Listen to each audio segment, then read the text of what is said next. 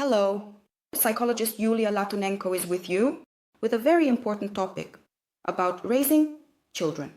7 ways to raise a narcissist from a child. Let's discuss this topic today.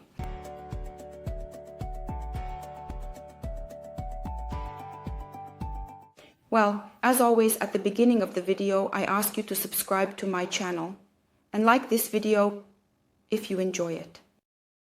So, how to raise a narcissist from a child?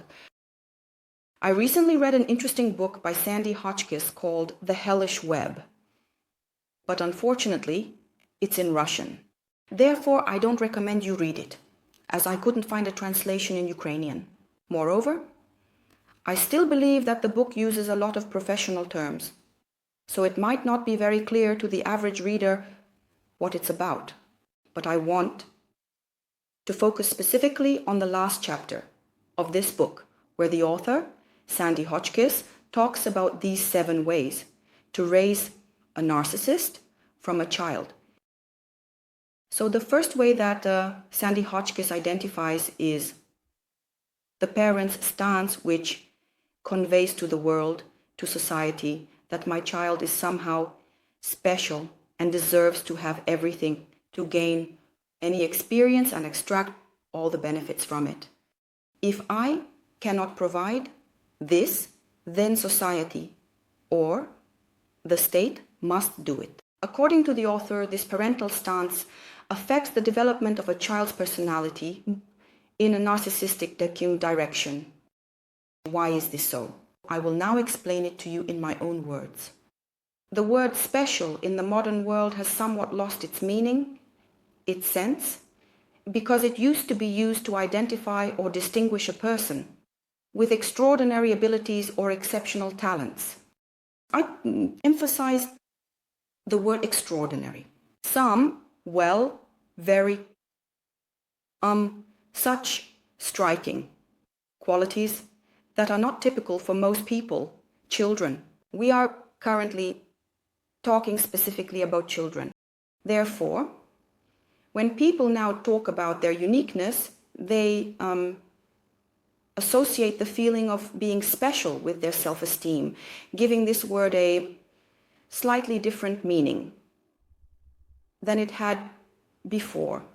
Even if such people do not have any special abilities, talents, or do not stand out from the majority of people, when they grow up, they later say, describing their childhood, I did not feel special in my childhood. And they say it as if they were robbed. But there are many buts here. I understand that parents generally treat their child as unique and consider them special. But this does not mean that if I think so, society and other people should also see my child as special. Especially since my child does not have any special, extraordinary emphasis on extraordinary abilities or talents. An adult or child who expects to be treated as special is doomed to face problems in interpersonal relationships in adult life, as well as a detachment from reality. In other words, viewing oneself as special forms, let's say, an inadequate, inflated self-esteem.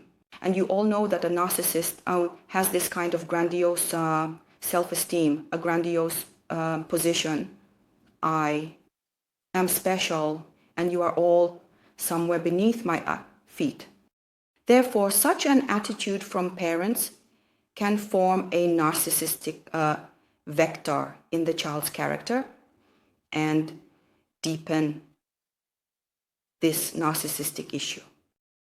The second way to raise a narcissistic child, this is the parent's position. My child should never suffer. If my child is suffering situationally, then I am a bad parent. Such a feeling of guilt arises in parents. The parent's position, experiencing failures, is always very unpleasant, so they should be avoided. However, suffering is an integral part of our life. And if parents cannot handle their child's suffering, they will show them a narcissistic path of development. After all, there are things in life that are beyond our control. And it is necessary to teach the child to accept these things. For example, it could be an illness that the child suffers from. It could be losing in a competition. One must also know how to lose, because often children who follow a narcissistic path of development become so disheartened by losing that they stop trying to win. Such children then often avoid competitions, frequently shy away from competitive situations, and generally significantly slow down their development in society. A child may suffer if you don't buy them the 101st toy. But here, the child needs to be taught the concept of boundaries. Of course, it's a wonderful trait of parents when they show kindness, love, and know how to support a child if they are suffering. This is not about the extreme point of narcissism, where parents criticize, condemn the child, blame them, and set such high expectations for them. This also forms narcissism. But here, a golden middle ground is needed, as far as I understood from the author of the book, The Hellish Web, The Web. Here, in my opinion, it's about teaching a child to accept defeat, teaching a child about personal boundaries, teaching a child that other people have boundaries. And not everyone outside will always say yes to the child, and not everyone will always indulge their whims. You know, there are parents who really indulge their child's whims. They can't stand it when the child is disappointed, cries, or suffers. Here's a phone and sit with it all day, just so you don't cry, just so you don't suffer. Such parents push their children down the narcissistic path of development. The third way to raise a narcissistic child. What is good for me is also good is for your child. Such a parental stance stems from the fact that parents do not differentiate their child from themselves, but perceive them as their narcissistic extension. Here, the fusion complex fully reveals itself. Here, parents believe that I am you, and you are me. You are my property, and therefore I can do with you whatever I want. I can substitute your needs with my needs. Your feelings are not important because my feelings exist. And here, parents completely hinder the child's separation.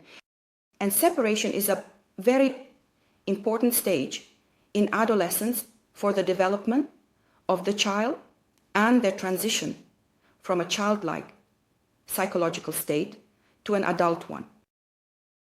Here, the boundaries are very blurred, and essentially, the child is used and shown how to use other people.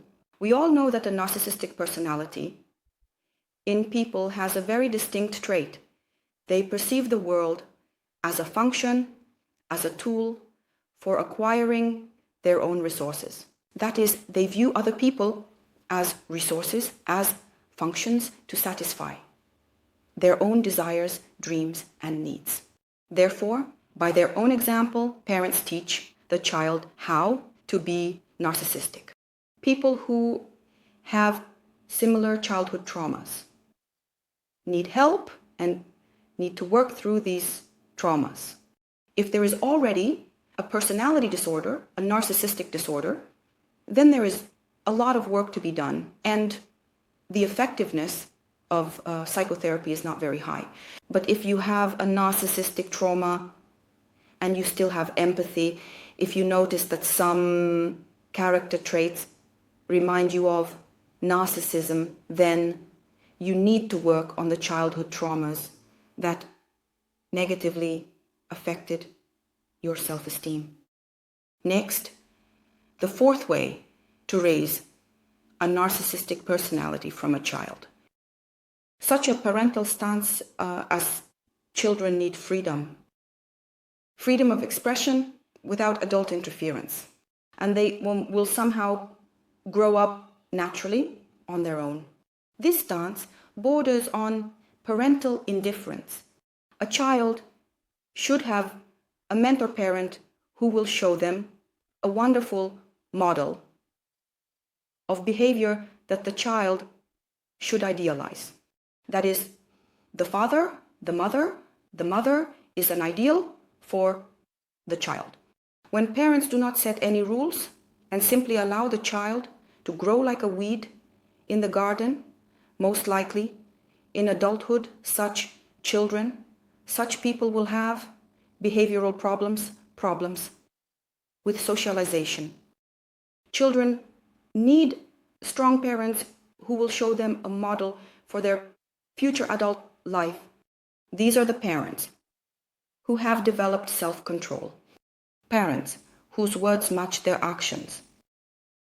If we want our children to distinguish between good and bad, we, ourselves, must be the kind of people that children can admire. The fifth way to raise a narcissistic person is to show empathy towards the child.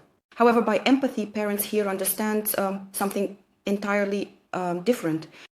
Namely, the child and we are friends. And here parents might unload their own problems onto the child, seek a therapist in the child, and allow the child to delve into the past, into the dirty laundry of the parents' lives. Because I believe that children don't always need to know the whole truth. It's about their parents. Here I would like to point out another aspect. This is when parents, without asking the children whether they need it or not, supposedly teach the child to love their body by their own example. They explain that by walking naked in front of their children, they supposedly want to teach the child to perceive their body as something ordinary, as something not to be ashamed of. But for this, it is absolutely unnecessary to show the child your own genitals. This violates the child's boundaries and can also lead to huge problems in their sexual life. And we all know that narcissistic people have many different problems in their sexual life. It is still necessary to understand that there should be some difference between parents and children.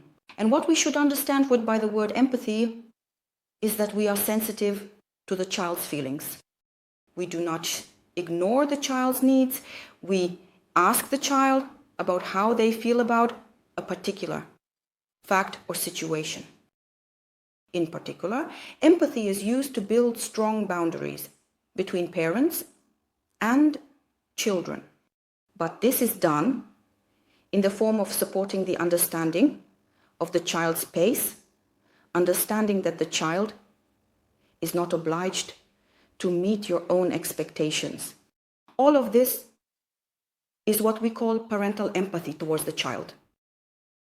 The sixth way to raise a narcissistic personality.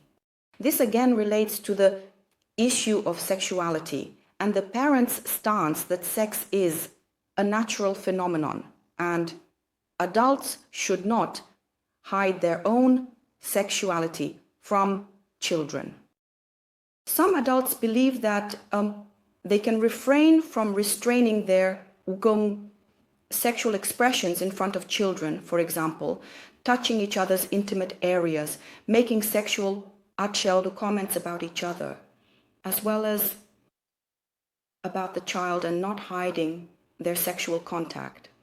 Often, in consultations, people tell me how in their childhood they witnessed sexual scenes between their parents or heard some screams from their bedroom. This also aroused the child and caused feelings of disgust and helplessness, as every child wanted to stop it.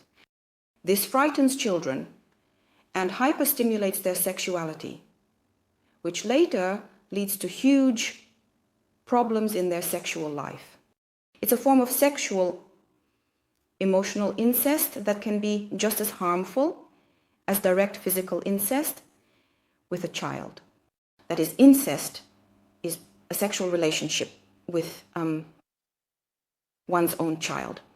Of course, children should see a model of attachment and love between parents.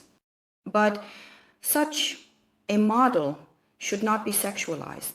It should be friendly, and parents should demonstrate empathy towards each other.